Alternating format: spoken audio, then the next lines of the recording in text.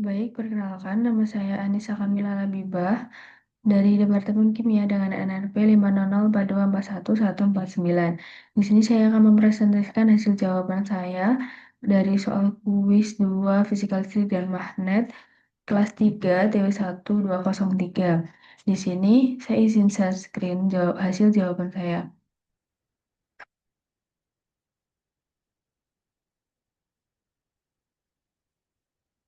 Baik, apakah jawaban saya terlihat? Baik, ini ada soal yang pertama yaitu dari gambar tersebut diketahui A-nya 10 cm sama dengan dijadikan meter 0,1 meter, I3-nya 2A, I1-nya 10A, dan I2-nya 4A. D-nya 28 cm sama dengan dijadikan meter 0,28. Kemudian dari gambar di atas ditanyakan yang A yaitu gambarkan arah gaya Lorentz pada setiap sisi kawat persegi akibat medan magnet oleh kawat berarus I1 dan I2. Baik, di sini rumusnya yaitu F sama dengan I3 dikali L dikali B, di mana di sini sudah saya gambarkan yaitu uh, untuk ibu jari atau I-nya itu sebagai arah arus listrik. Kita menggunakan kaidah tangan kanan. Kemudian telunjuk atau B-nya itu disebut dengan gaya Lorentz. Terus kemudian yang jari tengahnya atau F-nya itu medan magnet.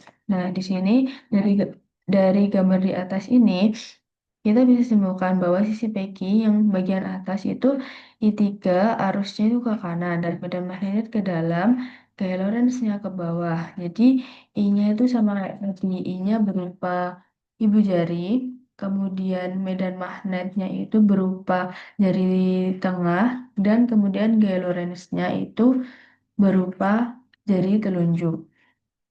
Kemudian ada sisi RS bawahnya yaitu I3 arusnya ke kiri, B medan magnetnya ke dalam, gaya Lorentz-nya itu ke atas.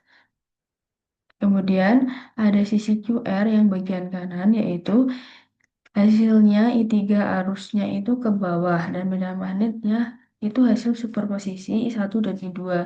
Jadi I1 lebih besar dari I2, gaya Lorentz-nya itu ke kanan.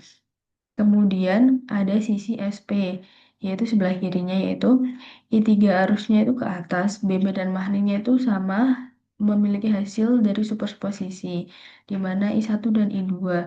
I1-nya lebih besar daripada I2. Nah, F-nya atau gaya Lorentz-nya itu ke kiri.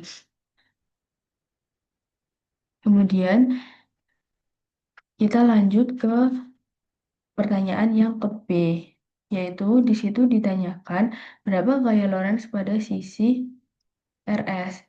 Nah, di sini jarak dari sisi RS, jarak dari sisi RS ke kawat I1 yaitu bisa kita hitung R1 sama dengan D min A sama dengan 0.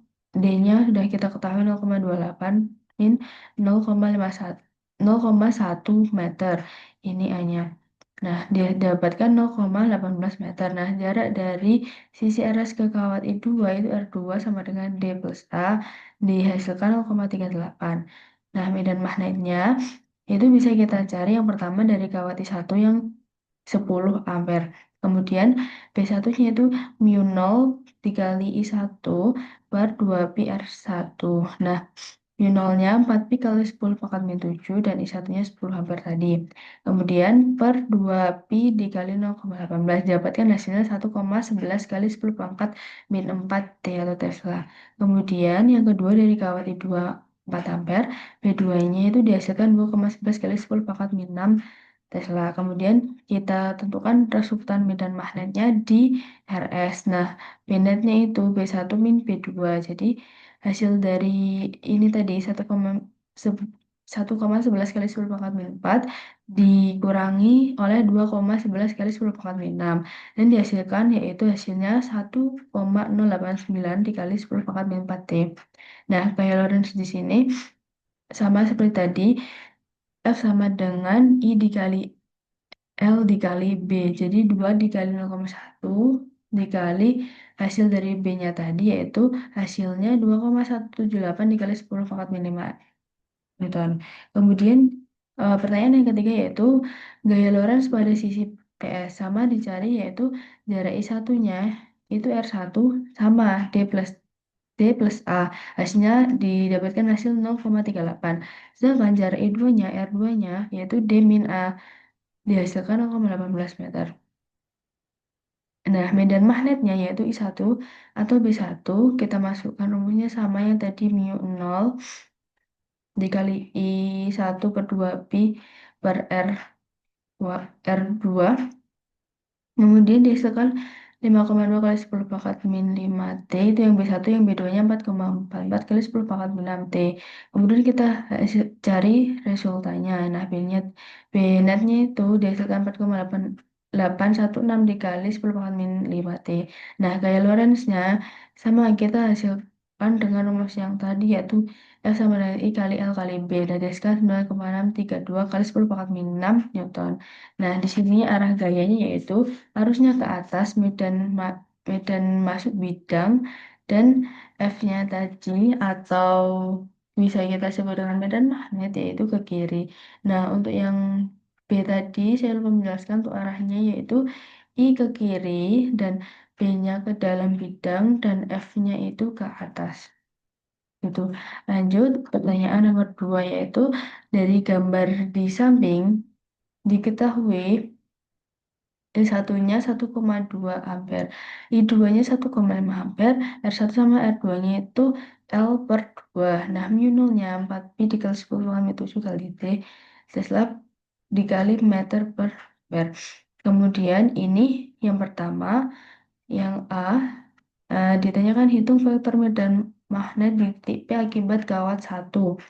Nah, ini kita pakai rumus B sama dengan M mu 0 I per 2 BR. Kita masukkan dan dihasilkan yaitu 4,8 dikali 10 pangkat min 7 per L. Nah, harusnya itu ke atas di titik P di kanan kawat. Nah, medannya keluar bidang atau dot. Kemudian, eh, pertanyaan yang nomor 2B yaitu vektor medan magnet di titik P akibat kawat 2. Kita sama rumusnya, rumus dasarnya yaitu B mu 0. Nah, ini karena B2 mu 0 dikali I2 per 2 pi per R. Dimasukkan hasilnya 6,0 kali 10,7 per L. Karena kita tadi menggunakan R1, R2-nya itu L-nya R1 sama dengan R2 itu L per 2. Nah, dihasilkan arusnya ke bawah titik P di kiri kawat dan medan magnet masuk bidang atau cross. Kemudian yang 2C yaitu berapa resultan vektor medan magnet di titik P. Nah, karena B1 tadi keluar bidang dan B2 masuk bidang, nah B total yang kita masukkan B1 min B2 dan hasilnya min 1,2 kali 10 kali 7 ber L. Dan ini juga masuk bidang atau cross. Kemudian selanjutnya ada nomor 3. Di situ dari gambar tersebut diketahui panjangnya yaitu L-nya 200 cm, jadikan meter 2 meter, lebar atau W-nya itu 10 cm, jadikan meter 0,1 meter, jarak vertikal atau hanya 1 cm. Nah, jadikan meter 0,01 cm, 0,01 meter. Nah, karena dari soal itu diketahui arus berubah terhadap waktu atau IT-nya itu sama dengan A plus BT. Nah, di mana A-nya yaitu 10 ampere dan B-nya 10 ampere per sekon. Sudah kita ketahui di tersebut, maka pada soal yang 3A itu kita ditanyai berapa flux magnetik yang menembus kawat persegi panjang. Nah, kita memasukkan rumusnya yaitu BR sama dengan mu 0 I per 2 pi R.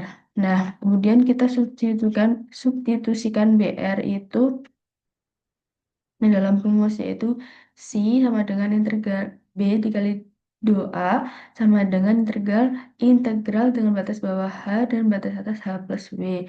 BR dikali L DR. Nah, kemudian kita hasilkan integral dihasilkan seperti ini dan kemudian kita substitusi lagi nilainya. Hmm. Nah, Setelah kita substitusikan nilainya tadi, dihasilkan dari substitusi nilainya yaitu 9,5916 dikali 10 pangkat min 7 I Weber. Kemudian yang kedua yaitu soalnya hitung nilai GGL induksi jika I sama dengan A plus BT. Nah, di situ kita berikan GGL induksi oleh hukum Faraday yaitu epsilon sama dengan min dosi per dote. Nah, kita masukkan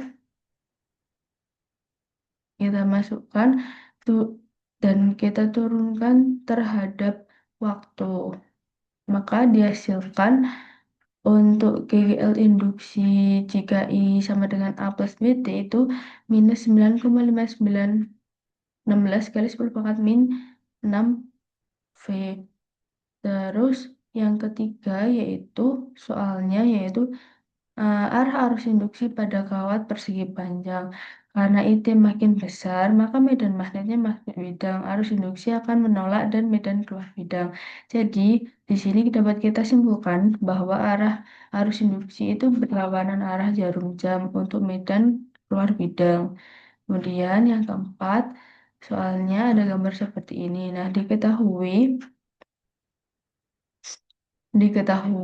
L-nya atau indukansinya yaitu 26,5 mH sama dengan hanya 0,0265.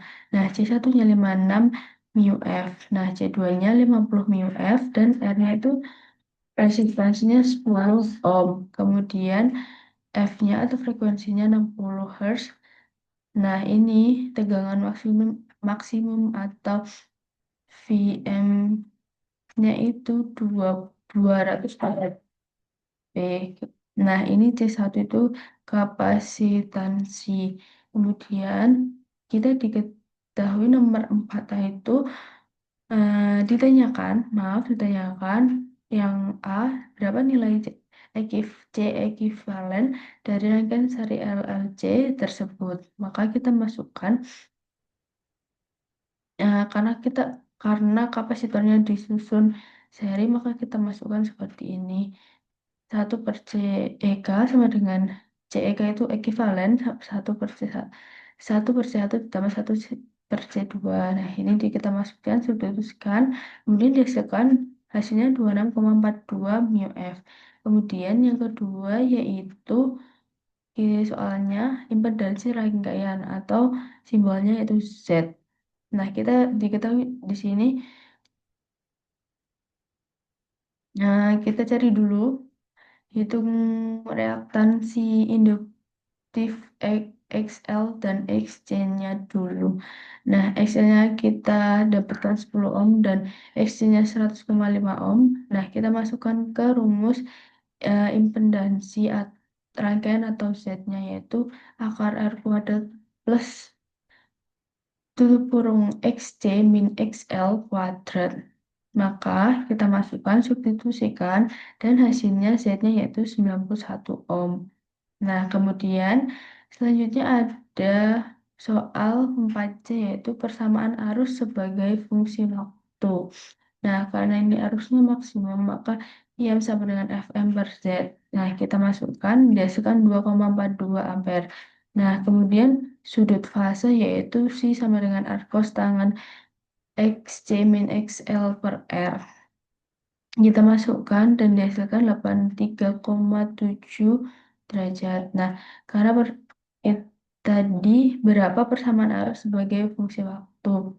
Persamaan karena arus mendahului tegangan yaitu IT sama dengan IM sin 2pi FT ditambah C sama dengan 2,42 sin kali 120 pt ditambah 83,7 derajat ampere. Kemudian yang terakhir yaitu nomor 4D, berapa frekuensi resonansi atau simbolnya FR. Nah, FR sendiri rumusnya yaitu 1/2pi akar LC atau kapasitasi ekivalen. Nah, kita masukkan atau kita substitusikan seperti ini dan dihasilkan yaitu 60,2 Hz. Baik, begitu yang dapat saya jelaskan. Mohon maaf apabila ada salah kata maupun kekurangan. Terima kasih. Wassalamualaikum warahmatullahi wabarakatuh. Saya izin untuk sharing jawaban. Terima kasih.